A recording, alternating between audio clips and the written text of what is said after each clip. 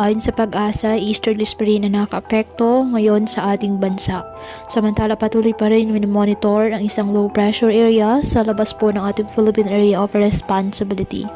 At ayon sa Pag-asa, patuloy natin na i-monitor dahil sa mga susunod na araw ay naasang papasok ito ng ating Philippine Area of Responsibility at magdadala ng mga pag-ulan silang bahagi ng ating bansa. At patuloy pa rin natin na i-monitor dahil base sa pinapakita ng iba't ibang weather models, may posibilidad ng pamumuo ng isang bagyo sa susunod na linggo. Ngayong araw, ang Batanes at Babuyan Islands asahan na maulap na halangitan may kalat-kalat na pagulan at thunderstorms dahil sa frontal system. Habang sa nalalabing bahagi ng bansa kasama ng Metro Manila, asahan pa rin ng January maliwalas na panahon, mainit at malinsangan, maliban na lamang sa tsansa ng mga localized thunderstorms.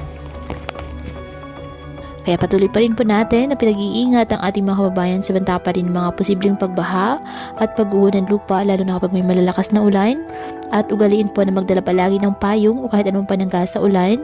Hindi ka naman po sa init ng araw kapag lalabas ng ating mga tahanan. At yan po muna ang update sa lagay ng panahon ngayong araw. Muli patuloy po tayo na mag-ingat at palaging tandaan, God loves you. Stay safe and God bless.